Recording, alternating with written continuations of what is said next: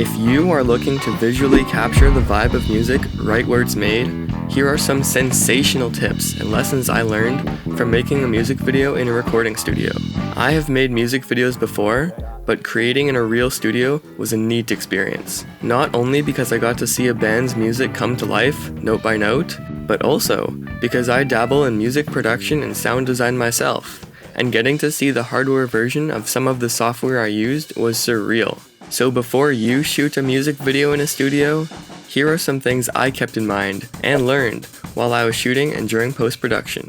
Filming in a music studio can be a challenge because they often do not have a lot of natural light coming in, which means you need to light it up sufficiently and creatively so you can see the performance while also making it look epic. The first tip has to do with lighting and color and how you can avoid the mistake I made. I wanted to use the lights I had to create color contrast, specifically a teal and orange look. The main light I was using was an Amaran 150C, and I believe it was set to 2500 Kelvin at 100% output to act as a warmer ambient light. It was shooting into the roof to diffuse and spread it around the room, and so it didn't blind the musicians. The contrast and cold light is what I should have set up better. I was using a magnetic tube light set to blue and stuck to something magnetic close to the drummer. While I was shooting, I thought it looked pretty awesome, as I was monitoring what my camera was capturing with a Vlog to X709 LUT.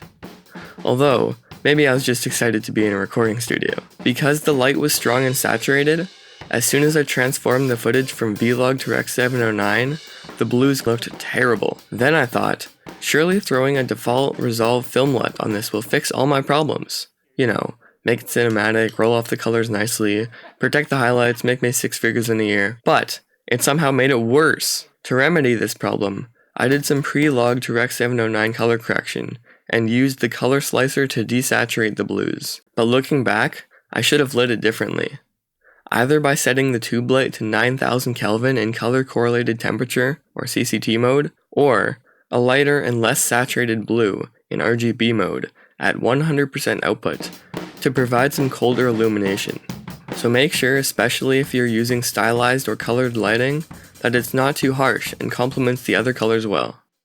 Next, recording studios are not quiet places, especially when a wild performance is going down. So the second tip is hearing protection. You need to protect your ears in such a loud environment. I used my Kiwi Ears Orchestra Lite IEMs plugged into my camera and into my ears. They have wonderful passive noise cancellation, meaning there's no active electronic noise cancelling technology. They just go deeper in your ear and maintain a tight air and sound seal. This way, I was able to monitor the audio going into my camera, even though my mic sensitivity was already at its lowest, and not lose my hearing. My headphones were connected to my camera, so I couldn't hear what the engineer in the control room was saying. There's a camera that's watching me eat an apple. Yeah.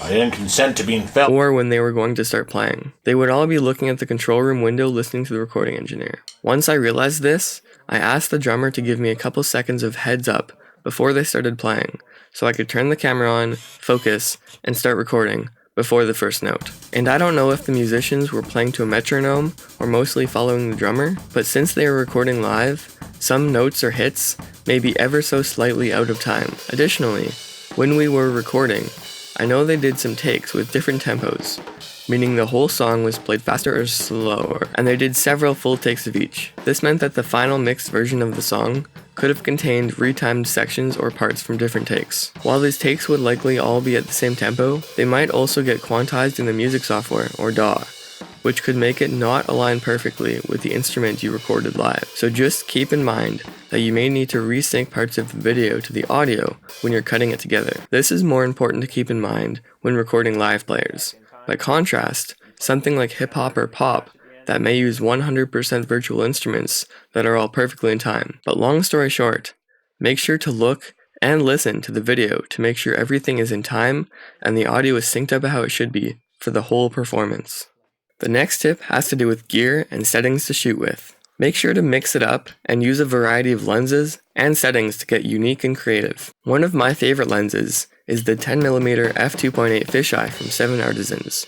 It's similar to the 0.5 mode on iPhone. It can give some really crazy perspectives. While it's a pretty inexpensive lens, especially for full-frame sensors, it's not optically perfect, but for the angles it can reveal, I still absolutely love it. In the studio, it was a touch too small and too dark to use my 100 to 400mm telephoto lens, but I did also try some extreme shutter speeds. By shying away from the 180-degree shutter rule, which would usually have me shooting at 1/60th of a second for a frame rate of 30, I was able to inject some choppiness into the drummer's motion with a quicker shutter speed. Slowing down the shutter speed also gave some special looking blur, which I paired with physically moving or spinning the camera to give it a trippy look. Something to keep in mind though, is that these effects will be baked into the footage, so make sure you also have other takes if you don't want to use these effects for the whole video. The slow shutter speed look can also be created in post-production if you don't want to commit to it in camera. For full-length performance clips, you can also make post-production easier if you shoot continuous shots and don't keep stopping and starting your camera.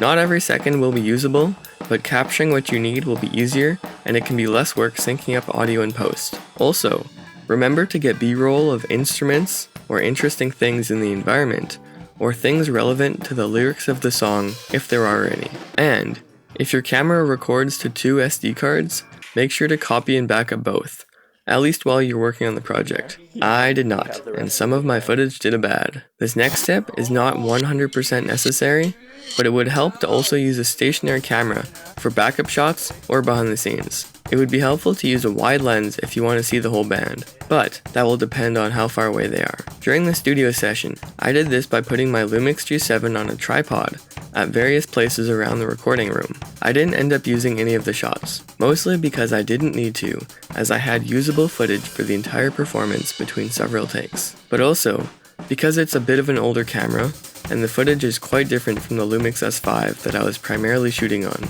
Namely, the S5 has a V-Log color profile, which the G7 does not. Yes, the G7 has flatter color profiles, but I didn't have a color checker, which potentially would have made matching the cameras easier. But I do have some cool BTS of me trying to get neat shots while not stepping on any cables or bumping into a microphone worth more than me.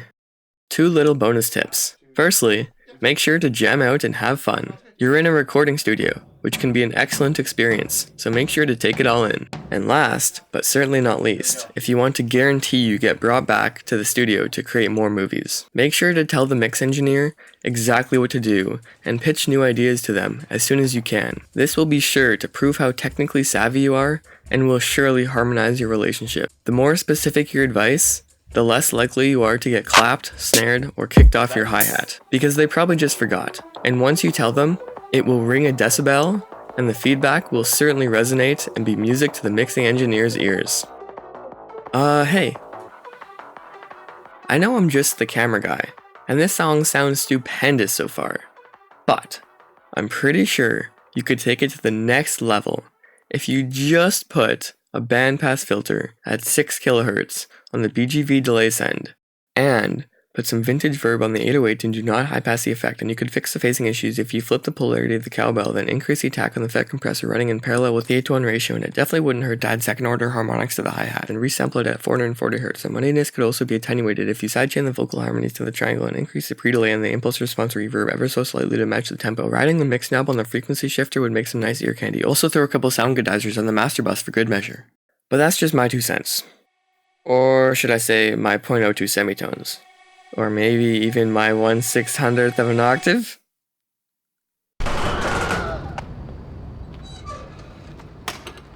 He was not able to face the music. So excited because we're in this studio right now. There's all these virtual instruments that I've seen and heard, but to see them, like the hardware units in person, is so neat. I could be wrong on these, but I'm pretty sure for the most part. So this Audioscape Engineering is a LA2A replica.